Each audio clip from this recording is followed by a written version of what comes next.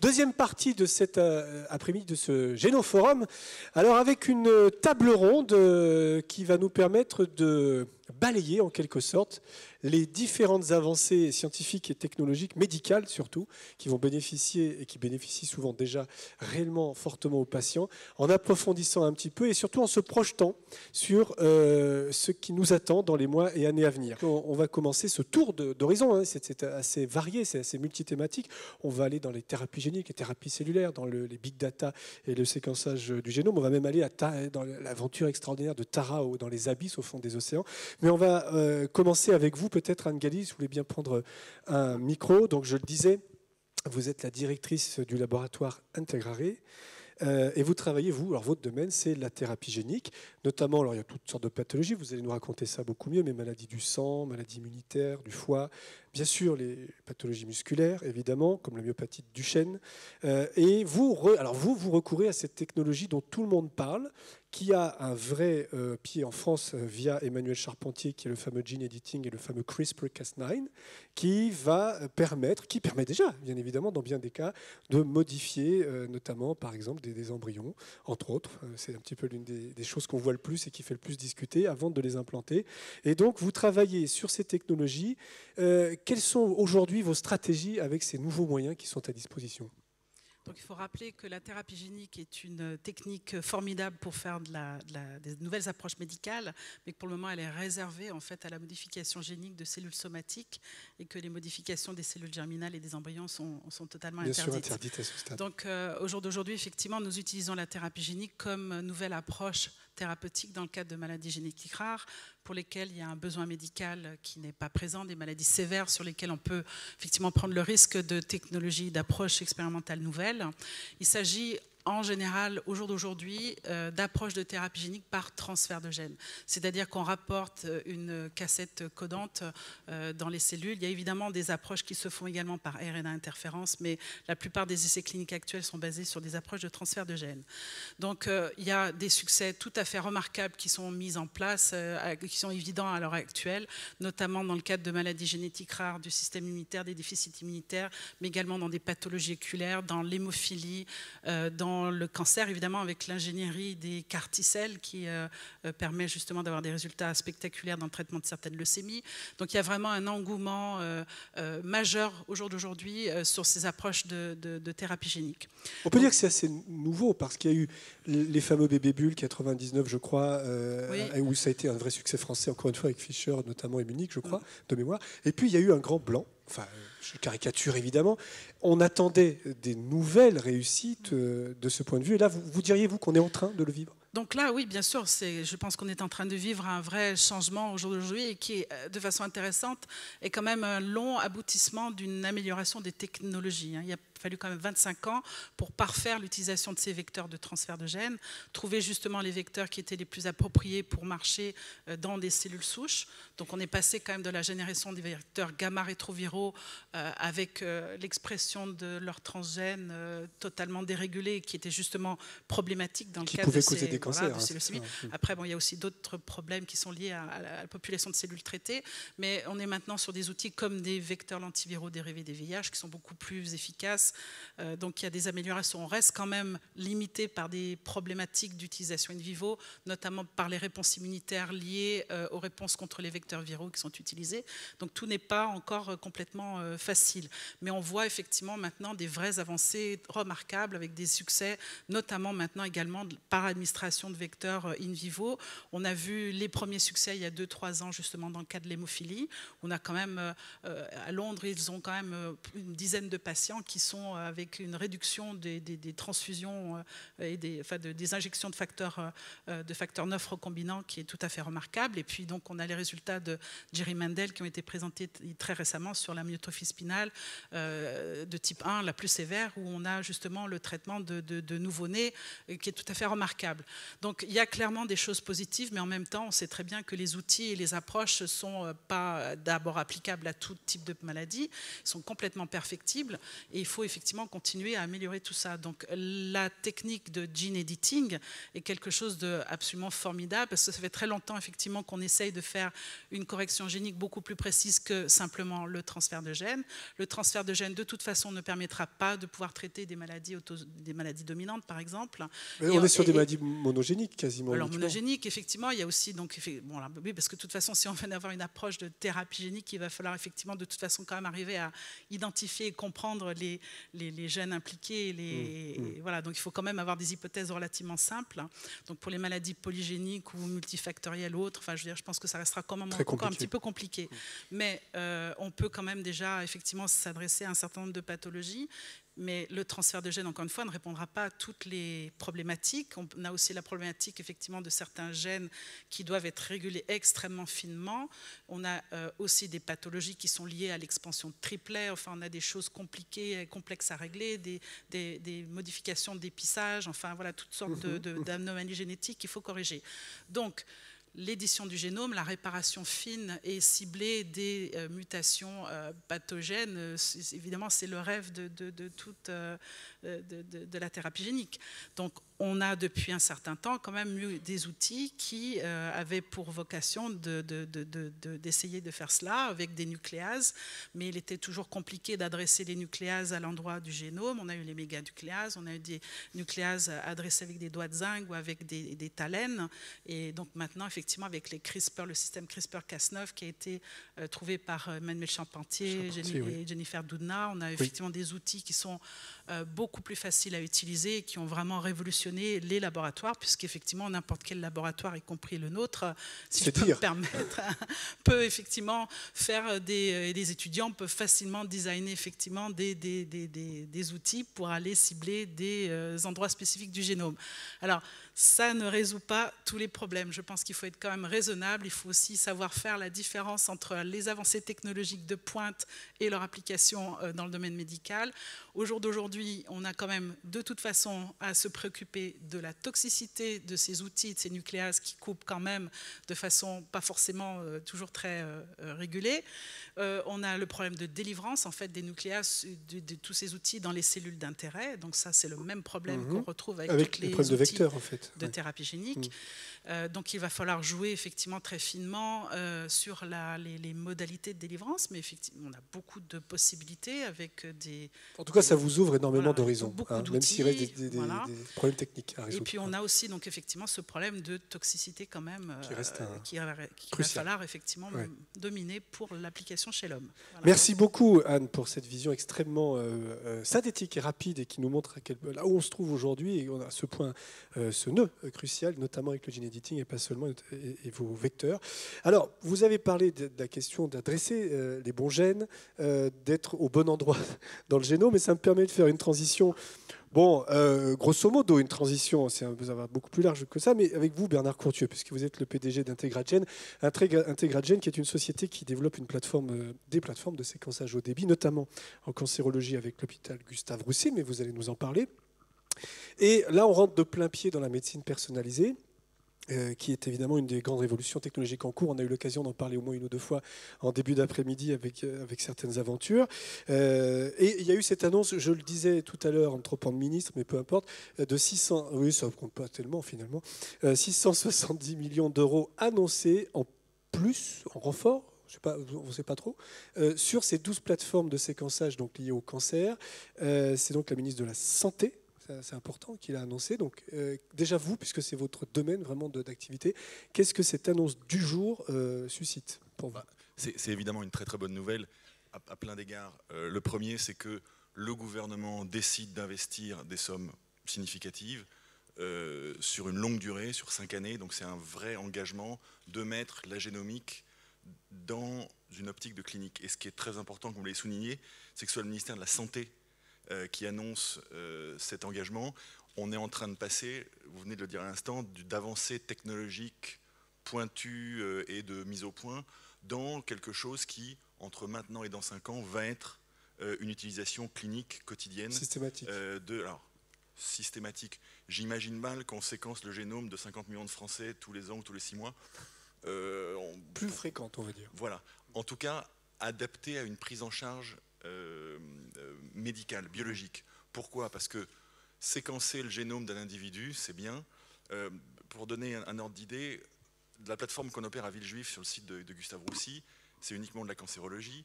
Et on fait en général 3 séquençages d'exomes, c'est-à-dire uniquement la partie des gènes, la partie des 3% du génome qui est codant, 3%. On fait 3 séquençages, le tissu sain, le tissu tumoral et l'ARN, le transcriptome. Ces 3 séquençages, ça représente grosso modo 20 gigaoctets de données. Pour donner une idée, si vous téléchargez la Bible sur Internet, c'est 1,5 giga. Donc 20 gigas, c'est grosso modo 12 ou 14 Bibles. Donc vous imaginez bien que donner à un individu, que ce soit un patient ou un médecin ou un super spécialiste oncologue, l'équivalent de 15 Bibles en disant « voilà, vas-y, cherche et trouve », c'est comme de ne rien donner. Donc la partie de séquençage, elle permet de fournir une information, mais la partie informatique devient le nouveau goulet d'étranglement et cette capacité à extraire de manière automatisée les informations pertinentes devient un vrai enjeu et on va se trouver en concurrence pour recruter des bioinformaticiens avec les Google, Facebook & Co qui ont quelques moyens et ça devient des compétences extrêmement pointues et le développement de ces outils devient un aspect. Ça, c'est la deuxième activité d'Integragène. Et puis la troisième, c'est celle pour laquelle nous, on a de l'actualité il y a quelques semaines, c'est qu'on développe des outils de diagnostic. Donc on ne fait pas que opérer des plateformes pour pouvoir inclure ou non des patients dans des essais cliniques et pouvoir les orienter vers des thérapies ciblées en développement. Et Dieu sait s'il y en a, il y a plus de 1000 essais cliniques, enfin il y a plus de 1000 drogues en phase d'essais cliniques dans le développement dans le monde. Et le troisième point, c'est de dire, il n'y a pas que du séquençage à très haut débit, on peut aussi trouver des marqueurs qui permettent de manière beaucoup plus simple, beaucoup plus rapide, beaucoup moins chère, d'identifier des thérapies. Et on a publié à l'ASCO, donc au congrès de Chicago le 4 juin, un marqueur et qui, quand il est sous-exprimé, favorise le traitement par une molécule dans le cancer du côlon et quand il est surexprimé par une autre. Et en gros, 2/3 des patients sous-expriment ce marqueur et quand on les traite dans ces cas-là avec l'une molécule par rapport à l'autre, on a une augmentation de la survie totale, de l'overall survival de 11 mois. Donc dans une pathologie métastatique où la survie moyenne c'est de l'ordre de 30 mois, 11 mois c'est absolument considérable. Ça c'est une découverte Intégragène, c'est un brevet Intégragène en collaboration avec l'INSERM, l'Université Paris 5, l'assistance publique et le CNRS, et brevet copropriété de nous 5 dont Intégragène a les droits de commercialisation. C'est un marqueur qui permet désormais de dire la médecine de précision, c'est vraiment, ok, il y a des promesses, le génome d'un individu ou d'une tumeur permet de profiler le traitement, etc. Mais là, c'est de dire, pour un clinicien, on teste un marqueur, si le marqueur est bas, on traite avec l'Erbitux, s'il est haut, on traite avec l'Avastin, en fonction des effets secondaires et de la durée de survie. Et ça, c'est un changement assez considérable parce que, à nouveau, filer 20 Bibles en disant il y a des tas de trucs intéressants là-dedans, même avec des outils, on n'est pas encore complètement dans la praticité de la clinique, on s'en approche. Par contre, de dire telle drogue, tel profil génétique, telle drogue, tel profil, là c'est vraiment très opérationnel. J'ai rencontré un clinicien texan qui m'a dit « Even my brother-in-law could do that ». Même mon beau-frère pourrait le faire. C'est dire. Alors, vraiment. Et donc, on arrive dans une Texan, réalité... un beau-frère texan. Alors, c'est tout dire. On arrive dans une réalité clinique de dire, à partir de maintenant, le profil génétique d'une tumeur avec des outils relativement simples à utiliser permet de choisir le traitement adapté. Et donc, la médecine de précision s'approche de quelque chose de réel. On est dans un maillage de plus en plus fin, un tamisage de plus en plus fin, avec des sous-types de patients qui va être de plus en plus important de cibler. Et il faut intéresser aussi l'industrie à ces sous-types et que ce soit économiquement viable. Oui, alors on peut voir ça comme ça. Je pense qu'il ne faut pas opposer le diag à la diagnostic pharmaceutique, parce que si on commence à dire vous ne traiterez plus 100% des patients, mais 30%, 20% et autres, on ne va pas se faire des amis. Or, si les pharma disent ça ne vaut plus la peine et ne développent plus, c'est le problème de la pédiatrie. En cancéro-pédiatrique, Gilles Vassal et Jacques Grill avec Gustave Roussy font des efforts considérables pour trouver des incentives pour que les boîtes de pharma développent leurs drogues en pédiatrie, alors qu'ils n'ont pas du tout envie. La cancéro-pédiatrique, c'est quelques pourcents. Si on s'oppose à la pharma, on ne va pas gagner. En revanche, être capable de dire il y a des paquets de molécules, les inhibiteurs de tyrosine kinase, tous les nouveaux traitements dont vous parliez en partie, sans parler des thérapies géniques, des vecteurs, etc. Être capable de dire, ces traitements existent, par contre, de les adapter en fonction du profil du patient et d'éviter que l'oncologue soit en train de dire je prends une décision au doigt mouillé ou en fonction de ce que j'ai lu, etc. Et être capable d'avoir des outils pour guider, c'est ça la médecine de précision. Bien, on va revenir vers vous dans un instant. On va continuer notre tour de table avant. Avec vous, Christelle Monville. Donc vous êtes responsable de l'équipe rétinopathie à ISTEM. Donc vous, votre spécialité à ISTEM, en tout cas, c'est cette fois la thérapie cellulaire. On était sur la thérapie génique, là on est plutôt à l'échelle cellulaire. Et donc vous travaillez sur des essais, en tout cas globalement très très différents. Vous, c'est plutôt les maladies rétiniennes. Il y a bien sûr par ailleurs la maladie de Huntington ou des insulinodépendances, des problèmes cardiaques, des grosses cardiaques, etc. Et vous, alors on parlait du gene editing, vous, la grande affaire de ces dernières années, c'est plus ancien, c'est les IPS, Induced Pluripotent Stem Cells, qui sont ces nouvelles cellules qu'on peut aussi un peu designer au besoin, qui posent aussi plein de problèmes, par ailleurs qui ont un peu les mêmes problématiques de cancéro, etc. D'oncogénicité, comme on dit, quand on est très vulgaire. Et vous travaillez à la fois sur ces IPS et sur des cellules embryonnaires plus classiques. Où est-ce que vous en êtes aujourd'hui dans les révolutions du moment ou les grandes aventures du moment? Alors effectivement, nous à ISTEM, on travaille donc sur les cellules souches pluripotentes humaines, qui englobe donc les cellules souches embryonnaires humaines et les fameuses IPS dont on fête les 10 ans de la découverte cette année. Donc qui sont effectivement des cellules souches embryonnaires-like, on va dire, qui ont été obtenues à partir des cellules souches adultes, qui avaient été annoncées comme effectivement pouvant remplacer les cellules souches embryonnaires. On travaille, c'est un outil d'avenir, on travaille beaucoup avec et on s'aperçoit qu'il faut effectivement faire attention à certaines choses et notamment lorsqu'elles sont fabriquées à au potentiel de tumeurs, c'est-à-dire d'avoir des mutations qui apparaissent éventuellement dans des oncogènes. Alors dans la thérapie cellulaire, à partir de ces cellules, c'est effectivement maintenant une vraie réalité puisqu'il y a plusieurs essais cliniques qui sont en cours dans le monde, essentiellement sur la rétine, vous l'avez dit, sur des cas aussi de diabète de type 2 et dans le cœur, puisqu'il y a eu effectivement ce premier essai clinique par une équipe française, l'équipe de Philippe Ménaché, dans une insuffisance cardiaque. Alors nous, au laboratoire, on a trois programmes de thérapie cellulaire qui sont en développement.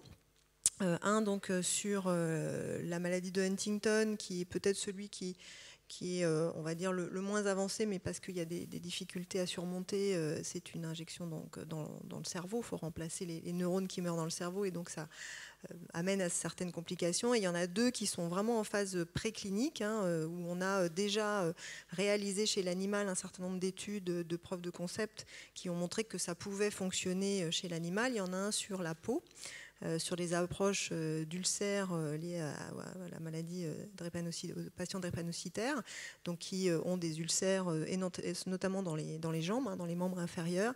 Et puis la deuxième, c'est sur donc, les rétinites pigmentaires, qui sont donc les pathologies génétiques de la rétine, qui sont présents chez à peu près 40 000 patients en France. Et en fait, ce qui est important de voir, c'est que ce qu'on développe, les outils qu'on développe pour ces pathologies, donc qui sont là pour des pathologies génétiques, peuvent être développés ensuite pour des maladies beaucoup plus courantes, beaucoup plus fréquentes, et notamment dans la rétine, c'est la dégénérescence maculaire liée à l'âge. La DMLA, la fameuse. Voilà, la dégénérescence maculaire liée à l'âge, où là, c'est plutôt 1,5 million de patients, 2 millions en France. 10 fois plus en Europe. Donc vous commencez sur des modèles entre guillemets plus rares, peut-être plus simples d'abord j'entends, et puis ensuite vous espérez vous projeter sur des maladies plus Alors communes. c'est pas forcément une notion de plus simple, c'est que les pathologies génétiques rares, c'est un cœur de cible de notre laboratoire lié à l'AFM.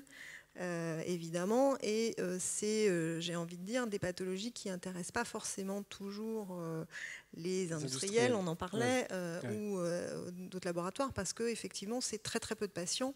Là, je dis 40 000 patients en France. En réalité, nous, on s'intéresse à un sous-type de malades, et donc c'est une centaine de patients en France. Et du coup, le fait de développer comme ça un produit de thérapie cellulaire qui va être qui va pouvoir bénéficier à ces patients et qui finalement va être le même pour beaucoup plus de patients, ça nous ouvre aussi des possibilités de développement plus importantes, et ça facilite un petit peu aussi notre travail et nos stratégies.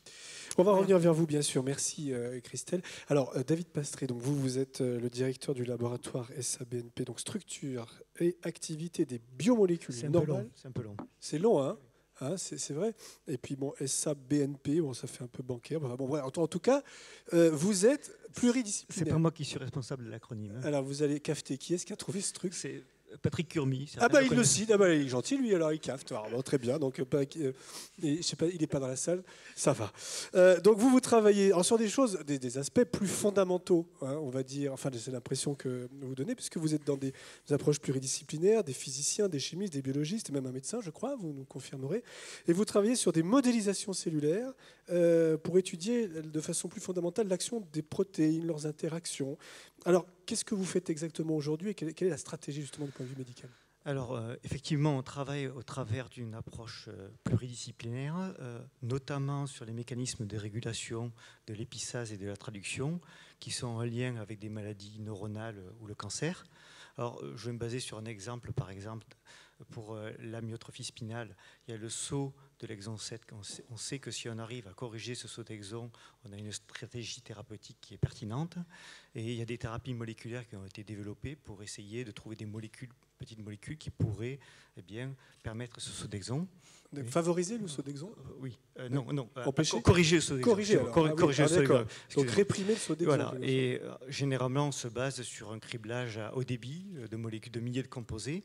Et on n'a pas forcément, à la suite, on peut trouver des hits, c'est des stratégies qui marchent, mais on n'a pas forcément de connaissance du mécanisme moléculaire qui a été ciblé par la molécule. Et après, ça peut freiner. C'est des choses très fines, hein, c'est ça en fait. Hein, voilà. Et après, ça peut freiner le développement des molécules par la suite. Alors nous, on a une stratégie qui est complètement différente, qui est basée d'abord sur une recherche fondamentale importante, qui requiert du temps, pour comprendre en fait les facteurs, par exemple ici dans ce cas, les facteurs d'épissage ou les facteurs de traduction, qui sont importants pour ce saut d'exon. Et une fois qu'on les a identifiés, on peut essayer, à travers des techniques de biologie structurale, de remonter à une structure des interactions protéines ou protéines ARN qui sont impliquées dans ce mécanisme. Et l'avantage d'avoir une structure par spectroscopie RMN en particulier, c'est qu'on peut utiliser par la suite des outils de dynamique moléculaire pour arriver à avoir une molécule qui soit extrêmement spécifique et avoir aussi un pool de molécules candidates pour cibler ce mécanisme qui soit beaucoup plus réduit. Alors c'est de la très haute couture si on veut faire une analogie. Grâce c'est vraiment hyper spécifique. Oui, grâce à une structure, on peut arriver à faire de la haute couture. L'autre point, c'est que puisqu'on parlait de découverte par rapport à cette table ronde, eh bien justement, une découverte du laboratoire, c'est qu'il nous manquait en fait le pendant cellulaire pour arriver justement à, et d'une part, vraiment définir les domaines d'interaction entre les protéines concernées dans un contexte cellulaire et aussi pouvoir cribler éventuellement au niveau cellulaire si les molécules qu'on propose sont effectivement efficaces pour cette interaction précise. Et on a développé une nouvelle technologie qui utilise en fait les microtubules qui sont de longs cylindres qui sont présents dans tous les cils mammifères ça sert en fait de banc d'essai pour détecter des interactions protéine-protéine ou protéine-ARN sur des cellules vivantes par des techniques de fluorescence. Et ça, en fait, là, on voit aussi l'intérêt des fois d'avoir plusieurs expertises au sein du même laboratoire, parce que l'autre domaine de recherche du laboratoire est la dynamique des microtubules. Et si on n'avait pas eu cette expertise, on n'aurait pas pu développer cette technologie.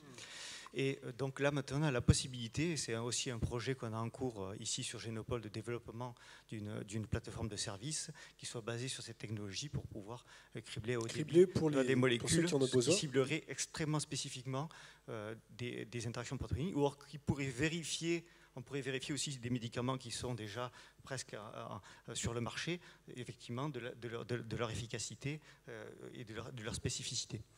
Et donc ça veut dire que la pluridisciplinarité, c'est vraiment le maître mot dans vos stratégies, hein. Même si ce n'est pas volontaire parfois. Oui, je pense que c'est à la croisée des chemins, toujours, quand il y a toujours des bonnes idées qui en ressortent. Et là, c'est un cas. Et l'autre chose que je voudrais dire aussi, c'est que le développement, on a vu avec CRISPR-Cas9, je ne sais pas si on aura autant de succès avec notre méthode, mais en fait, c'est souvent grâce au développement technologique, au développement de nouvelles méthodes qu'on arrive à accéder à de nouvelles informations hein, qui permettent après non seulement de mieux comprendre le vivant, mais par la suite aussi proposer peut-être des nouvelles stratégies thérapeutiques qui peuvent avoir un intérêt en santé publique. Très bien. Merci beaucoup. On reviendra aussi vers vous et on va terminer simplement ce premier tour de table avec vous, Patrick Vinquer. Donc, vous êtes le directeur général et scientifique de Génoscope.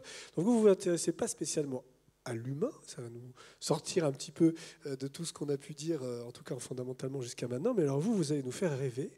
Vous allez nous faire toucher du doigt, faites pas que ça, mais c'est un exemple absolument symbolique et symptomatique. Vous allez nous faire rêver en touchant du doigt la biodiversité considérable des micro-organismes, des fonds marins, des abysses, avec le fameux projet Tara. Et je crois, pour vous accompagner, que nous avons un magnifique, que vous nous avez permis de rassembler, un magnifique jeu de diapos là, qui vont défiler pour voir un petit peu ce que c'est que cette aventure Tara des abysses. Oui, alors d'abord, non, c'est pas les abysses, hein, je vais juste vous corriger un tout petit peu. C'est pas aussi loin, c'est ça? Non, en effet, l'expédition Tara Océan, donc c'est une expédition qui visait à décrypter la biodiversité des océans, mais seulement au niveau de la couche supérieure. Ah non, je me trompe. C'est la partie éclairée, la partie où il y a la photosynthèse, et c'est celle où commence en fait toute la chaîne alimentaire du milieu marin. Donc l'idée, c'était d'avoir une approche écosystémique, c'est-à-dire globale, de mélanger des technologies et des disciplines différentes pour essayer d'obtenir une vision avec les outils modernes de ce que peut être un écosystème. Et en particulier, ce qui a été fait au Génoscope, donc qui est une partie de l'Institut génomique du CEA, à Évry, on a essayé d'appliquer les outils modernes de la génomique, le séquençage à très très haut débit, pour essayer de décrypter autant qu'on le pouvait l'ensemble des organismes qui étaient présents dans cet écosystème, au moins les organismes les plus abondants, d'étudier aussi leur transcription et d'essayer d'avoir un séquençage extrêmement profond qui nous permette au moins d'avoir des biomarqueurs pour la totalité des espèces si c'était possible. Donc ça, c'est la révolution de ce qu'on appelle les NGS. C'était la capacité d'aller sur... Vous travaillez sur des métagénomes, c'est ça, hein? C'est pas des génomes individuels. Absolument, il s'agit de communautés. Donc le plancton, c'est essentiellement microbien, même s'il y a un certain nombre aussi d'organismes pluricellulaires, mais qui sont de très petite taille. On a travaillé jusqu'à des tailles d'environ 2 mm à peu près. Donc là, il y a déjà des animaux en fait, qui font cette taille-là. Il y en a un certain nombre. Mais la très grande majorité sont en fait des bactéries et des eucaryotes, des organismes avec des noyaux, mais qui sont unicellulaires en fait. Donc on a pu décrypter d'une manière assez approfondie et on s'aperçoit qu'en fait le nombre d'espèces qui est présent dans ce milieu, qui est extrêmement vaste, hein, c'est quand même les 2/3 de la surface de la planète, donc c'est le plus grand écosystème en superficie sur lequel on puisse travailler. Par contre, on savait dès le départ que ce n'était pas forcément le plus complexe, parce que c'est quand même un écosystème qui est en mouvement constamment, donc les communautés s'échangent. Il y a constamment la possibilité en fait, d'avoir des compétitions, d'avoir des mécanismes qui régulent ces communautés-là. On voit des choses merveilleuses. Voilà, des choses très séparées. Bon, ça, c'est un annélide, par exemple. Ça, c'est un animal. Hein, non, ce n'était pas un chat qui a muté. Pas du tout. D'accord. Voilà, une vraie bestiole vous avez différents types de méduses, etc. Donc ça, c'est des choses qui font partie du plancton. C'est-à-dire, par définition, ce qui est dans l'océan, mais qui n'a pas un mouvement suffisamment fort pour pouvoir faire face au courant. Donc c'est ce qui dérive en fait. Ah, c'est ce qui dérive, d'accord. Alors, combien d'espèces au total dans vos métagénomes, à peu près? Alors on a des inventaires à la fois pour les virus, pour les bactéries et pour les eucaryotes maintenant. Une des particularités de ce projet, c'est justement d'avoir pris une approche globale, d'avoir essayé non pas d'étudier telle ou telle catégorie d'organismes, mais l'ensemble de ce qui constitue l'écosystème. Donc en matière de virus, c'est assez difficile à dire, mais on pense qu'il y a de l'ordre d'1 million de ce qu'on appelle les types viraux. Donc c'est l'équivalent des génomes, enfin chez les virus c'est un peu plus compliqué. Pour les bactéries, c'est plusieurs dizaines de milliers. Pour les eucaryotes, plusieurs centaines de milliers. En fait. C'est quand même colossal. Et vous n'avez pas forcément tout vu. Et puis, il y en a peut-être en dessous. Enfin, ça donne une idée. Alors, on pense qu'on a des marqueurs maintenant qui permettent de trouver les espèces pour l'écrasante majorité de ce qui est présent. Très bien. Par contre, au niveau de la caractérisation des gènes, on a ce qui est le plus abondant. Ça, c'est plus compliqué. D'accord. Écoutez, merci infiniment de votre participation pour cette table ronde.